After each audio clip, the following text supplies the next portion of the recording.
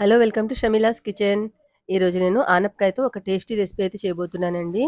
ఆనపకాయని నార్మల్‌గా ఇష్టపడని వాళ్ళు కూడా ఈ రెసిపీని చాలా ఇష్టంగా తింటారు. అయితే ఆలస్యం చేయకుండా ఈ రెసిపీ ఎలా చేయాలో చూసేద్దాం రండి. అయితే దీనికోసం ముందుగా స్టవ్ మీద ఒక ప్యాన్‌ని పెట్టుకున్నాను. అందులో ఆయిల్‌ని వేసుకోవాలి. ఆయిల్ కొంచెమే పడుతుందండి, ఎక్కువ అవసరం లేదు. అందులో ఒక స్పూన్ జీలకర్ర, ఒక స్పూన్ ఆవాలు, అలాగే ఒక స్పూన్ సాయి మినపప్పును కూడా వేసుకున్నాను. ఇప్పుడు వీటన్నిటిని కూడా మంచి కలర్ వచ్చే వరకు ఫ్రై చేసుకోవాలి. ఒక 2 మినిట్స్ ఫ్రై చేసుకున్న తర్వాత ఇవైతే ఇలా కలర్ చేంజ్ అయ్యాయండి. ఇప్పుడు నెక్స్ట్ ఇందులో ఒక మీడియం సైజ్ 2 ఉల్లిపాయలు, అలాగే 4 పచ్చిమిరపకాయలని చిన్న చిన్న ముక్కలుగా కట్ చేసుకున్నాను. దాన్ని కూడా యాడ్ చేసుకోవాలి. ఈ ఆనియన్స్‌ని మీడియం ఫ్లేమ్ మీద పెట్టి ఫ్రై చేసుకోవాలి. ఆనపకాయ అనేది ముఖ్యంగా ఈ సమ్మర్‌లో అయితే చాలా మంచిదండి. ఎప్పుడూ కూడా నాన్ వెజెసే కాకుండా ఇట్లా వెజిటబుల్స్ కూడా తింటూ ఉంటే హెల్త్‌కి చాలా మంచిది. కానీ ఈ ఆనపకాయ టేస్ట్ వల్ల పిల్లలు తొందరగా ఇష్టపడరు. ఇలా నేను చేసే విధంగా చేస్తే కమ్మగా ఉంటుందండి కూర. చాలా ఇష్టంగా తింటారు.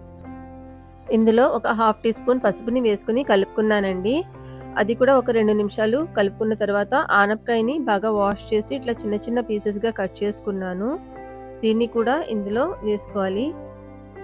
ఈ కూర కోసం బాగా లేతగా ఉన్న ఆనపకాయని తీసుకుంటే చాలా బావుంటుందండి.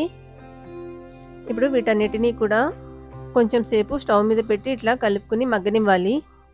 ఇందులో ఇంకా రెడ్ చిల్లీ పౌడర్ లాంటివి వేయనవసరం లేదండి. ఎందుకంటే ఆల్రెడీ పచ్చిమిరపకాయలు వేసుకున్నాం కదా! ఆ కారమే సరిపోతుంది. అందులోని ఈ ఆనపకాయ కూరలో స్పైసెస్ అనేవి చాలా తక్కువ పడతాయండి.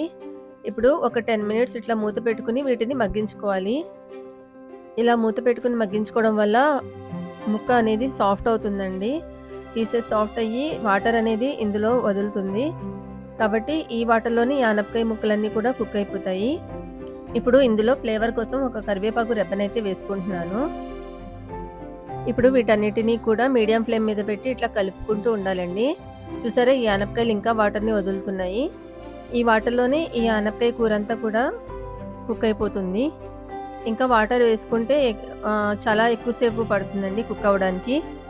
ఇప్పుడు ఇవి ఇలా కుక్ అవుతూ ఉంటే మనం నెక్స్ట్ ప్రాసెస్‌లోకైతే వెళ్ళిపోదామండి. దీనికోసం ఒక మిక్సీ జార్‌లో 3 టీ స్పూన్ల నువ్వుల్ని తీసుకున్నాను. ఇందులోనే కొన్ని ఫ్రై చేసిన వేరుశెనగ గుళ్ళని యాడ్ చేశానండి. ఇందులో ఒక 4-5 దాకా వెల్లుల్లి రేకల్ని వేసుకోవాలి. ఇప్పుడు వీటన్నిటిని కూడా పౌడర్ లాగా చేసుకోవాలండి. ఈ పౌడర్ అనేది మరీ సన్నగా అవసరం లేదండి. కొంచెం బరకగా ఉంటేనే బావుంటుంది. చూసారా, ఇలా అయితే పౌడర్ చేసుకున్నాను. ఇందులో వెల్లుల్లిపాయలవి వేసుకున్నాం కాబట్టి ఫ్లేవర్ అయితే చాలా బావుంటుంది కూరలో ఇది. ఇప్పుడు మనం కర్రీ దగ్గరికైతే వద్దామండి. చూసారా, ఆనపకాయలన్నీ కూడా ఇట్లా సాఫ్ట్‌గా అయ్యి వాటర్ అయితే కొంచెం ఇంకిపోయిందండి. మీకు గనుక నా వీడియోస్ నచ్చితే తప్పకుండా నా ఛానల్ షమ్లాస్ కిచెన్‌ని సబ్స్క్రైబ్ చేసుకోండి. అండ్ మీకు నా వీడియోస్ ఎలా అనిపిస్తున్నాయో కామెంట్ చేసి చెప్పడం మాత్రం మర్చిపోకండి. ఒక 2 నిమిషాలు ఇలా కూరని కలుపుకున్న తరువాత ఇప్పుడు మనం ఆల్రెడీ పౌడర్ చేసి పెట్టుకున్నాం కదండీ! ఆ పౌడర్‌ని ఇందులో వేసుకోవాలి. ఈ పౌడర్ వేస్తుంటేనే మంచి ఫ్లేవర్ అయితే వచ్చేస్తుందండి. వెల్లుల్లిపాయలు అండ్ నువ్వులు వేసుకున్నాం కదా పౌడర్‌లో. ఇది వేస్తుంటేనే ఘుమఘుమలాడిపోతుంది. ఇప్పుడు దీన్ని ఇలా కొంచెం సేపు మిక్స్ చేసుకొని ఒక 5 మినిట్స్ లో ఫ్లేమ్ మీద పెట్టుకుంటే కూర అయితే రెడీ అయిపోయిందండి.